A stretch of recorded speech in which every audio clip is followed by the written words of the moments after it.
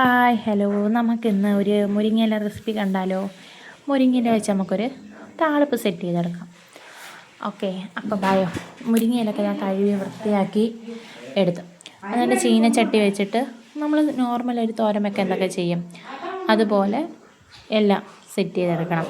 എണ്ണ ഒഴിച്ച് കടുക് പൊട്ടിച്ച് ഉള്ളിയിട്ട് പിന്നെ ചുവന്ന മുളകിട്ട് അതിൻ്റെ കൂടെ ഒരു വെളുത്തുള്ളിയും കൂടി ഇട്ട് എല്ലാം മൂപ്പിച്ചതിന് ശേഷം അതിനകത്തേക്ക് നമുക്ക് പിന്നെ ഡയറക്റ്റായിട്ട് തന്നെ മുരിങ്ങയില ഇട്ട് കൊടുക്കാം. മുരിങ്ങയില ഇട്ട് കൊടുത്തൊന്ന് ഇളക്കി വെച്ച് അതൊന്ന് വേവായപ്പം നോർമലായിട്ട് നമ്മൾ കറിവേപ്പില ഇടുമല്ലോ, കറിവേപ്പില ഇട്ട് കൊടുത്ത് ഇളക്കി ഒരു 1/2 ടീസ്പൂൺ മഞ്ഞൾപ്പൊടി ഇട്ട് കൊടുത്ത് നല്ലോണം ഇളക്കി. അത് കഴിഞ്ഞിട്ടാണ് അതിനകത്തേക്ക് മെയിൻ ഇൻഗ്രീഡിയൻസ് വരുന്നത്. എന്താണ്? നമ്മളെ കഞ്ഞിവെള്ളം ഒഴിച്ച് ആവശ്യത്തിന് ഉപ്പ് ഒഴിച്ച് അടച്ച് വെച്ച് അതൊന്ന് തിള വരട്ടെ. അത് നമ്മൾ അടച്ച് വെച്ച് ഒന്ന് ഇളക്കി തിളയ്ക്കാനായിട്ട് വെച്ച് അതവിടെ നിന്ന് തിളയ്ക്കട്ടെ. പിന്നെ നമ്മൾ പറഞ്ഞിട്ട് ഇതിൻ്റെ ഇടയ്ക്ക് വെച്ചിട്ട് നെത്തോലി പീര വറ്റിക്കുന്നത്. അപ്പോൾ അതിന് വേണ്ടിയിട്ടുള്ള സാധനങ്ങൾ ഞാനൊന്ന് റെഡിയാക്കി എടുക്കുക. അങ്ങനെ നമ്മൾ നോർമലി അരയ്ക്കുന്ന അരപ്പ് തന്നെ. അതിനകത്ത് സ്പെഷ്യലായിട്ട് ഞാൻ ഇട്ടതെന്ന് പറഞ്ഞ് കുരുമുളക് ഒരു 5-6 എണ്ണം ഇട്ട് അതിൻ്റെ കൂടെ തന്നെ അരപ്പിൻ്റെ കൂടെ തന്നെ ഒന്ന് ഒത്തിരി അങ്ങ് നല്ല വെള്ളം ചേർത്ത് നല്ല പോലെ അങ്ങ് അരച്ച് എടുക്കണം.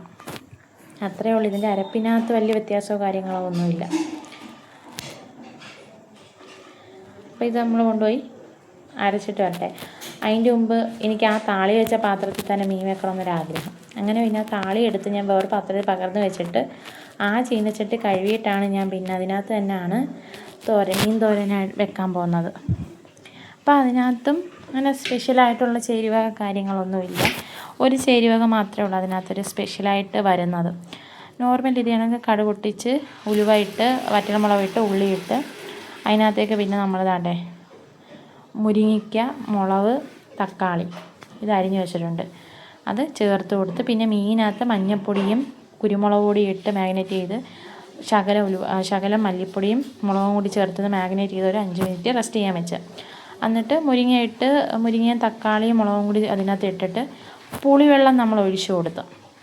അത് കഴിഞ്ഞിട്ട് മീനിട്ട് ഇളക്കി സെറ്റ് ചെയ്ത് ആ അരപ്പും കൂടി ഒഴിച്ചപ്പോഴത്തേക്ക് മീൻ പീര വറ്റിച്ചത് റെഡി.